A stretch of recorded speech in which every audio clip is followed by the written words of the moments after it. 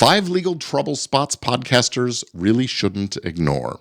Hello, and welcome back to this episode of Legit Podcast Pro, where we dive deeply into the nitty-gritty of podcasting and the law and the business, and we ensure that your show can thrive without having legal trouble. I'm Gordon Firemark, the podcast lawyer, here to guide you through the maze of legal issues that podcasters face, and today's focus is what I said, 5 legal trouble spots podcasters shouldn't ignore.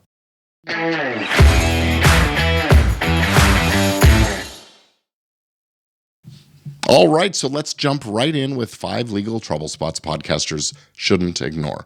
And first off, we're going to get right away into copyright and intellectual property rights. These are critical areas for both protecting your work and respecting others.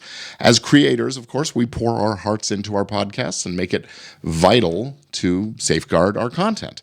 Registering your podcast episodes with the Copyright Office offers a number of legal benefits, including the ability to bring infringement suits and potentially recover statutory damages and attorney's fees in the case of a litigation for copyright infringement. But there's a cost to doing that. So most of the time we're recommending that you do it for the keystone episodes, the most anchor content that you have, and don't worry about it for every single episode unless you think there's a reason somebody's going to want to steal from you.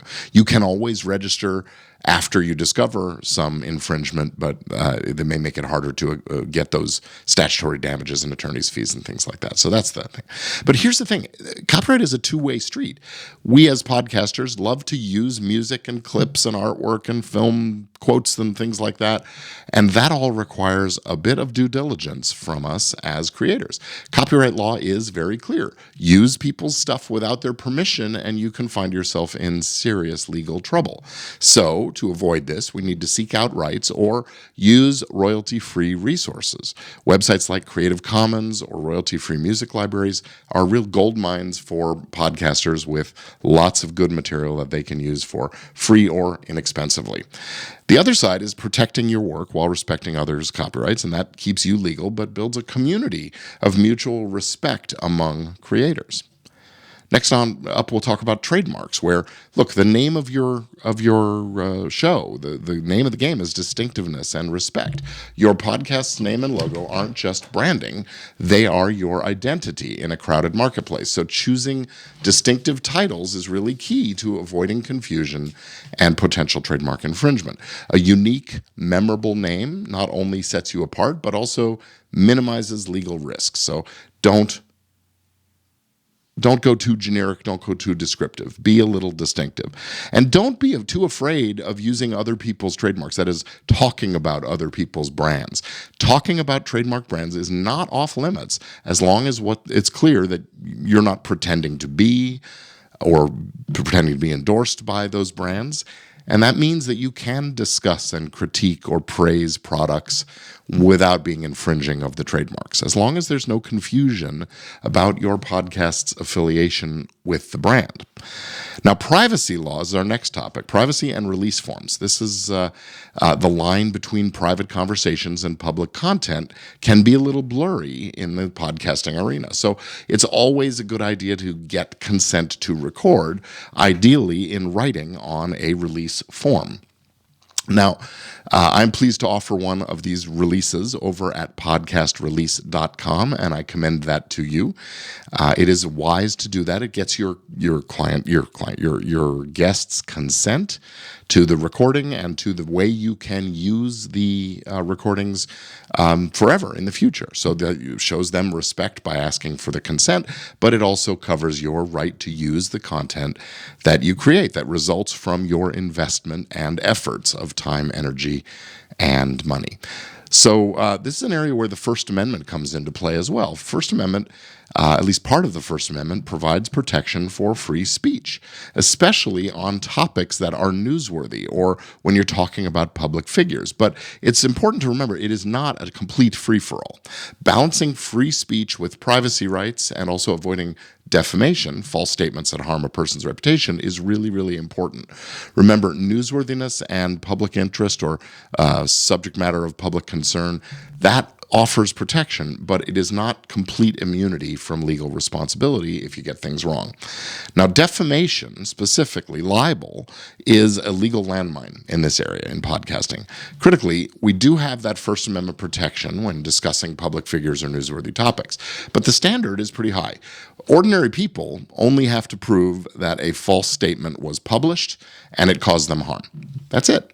And then the speaker of that false information can be liable for damages.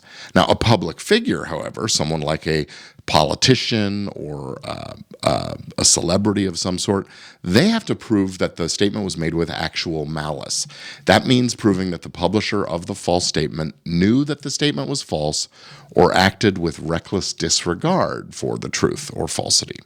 Offering your opinion is fine as long as it's very clear that it's an opinion, but spreading falsehoods in ways that look like a factual statement, that's not. Stick to verified facts. Stick to clarity that what you're doing is what you're sharing is your opinion, and that's how you avoid potential defamation and libel issues. Now, last we have to delve into the world of monetization.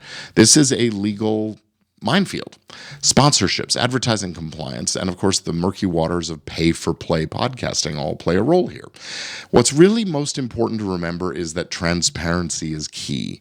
The FTC here in the United States, the Federal Trade Commission, has endorsement guidelines that mandate clear disclosure of any financial relationship between a creator and the brands that they present or talk about, and so on. Things like paid partnerships and sponsorships have to be clearly and conspicuously disclosed. This is not just the law, it's also ethical, and it's a smart business practice too, since it helps maintain trust with your audience.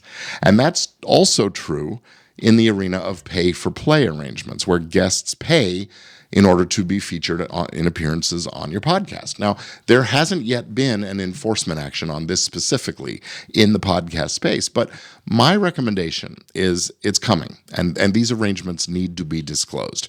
After all, your listeners deserve to know if the content they're hearing is sponsored, or if your implicit endorsement of the guest you're having on the show to interview is real or has been paid for.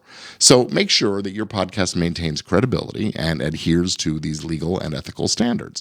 And when in doubt, make the disclosure. It will serve you well with your audience. Now, before we wrap up, there is a bonus legal trouble spot that I really can't emphasize enough, and that is that waiting too long to get your legal and business affairs in order is big trouble. This is a common pitfall that many podcasters fall into. They get caught up in the excitement of making content and interviewing people and audience growth and all of that, but they neglect the legal foundation of the podcast. And that's a little bit like building a house on sand.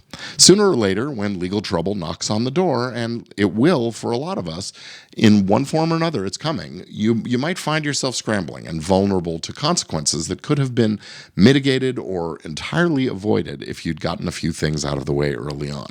Whether it's that copyright protection or trademark registration or getting set up as a business or using proper contract templates with everybody on your team and your guests and your advertisers. Taking early action is how you ensure that you are prepared and protected against those problems before they occur. Think of it as an investment in your podcast's future and provides peace of mind and security while you grow your show and your platform. So let me just close by saying that navigating the legal landscape of podcasting, well, it's no small feat, but it is essential for the longevity and the integrity of your show. So today we've covered crucial areas from copyrights and trademarks, privacy, defamation, and monetization. And I've really tried to emphasize the importance of legal awareness and attention to these things as you journey toward your podcasting success. Now, if you are interested in a deeper dive into these topics, come on over to get our free Podcasters Legal Checklist. Visit podcasterschecklist.com. That's podcasters, plural, checklist.com. It's your go-to resource for staying on the right side of the law. That's it for today. Thanks for joining me on The Podcast Lawyer. I'm Gordon Firemark with Legit Podcast Pro. Keep your podcast legal, smart, and successful. And above all, keep on podcasting. And I'll see you again next episode. Thanks.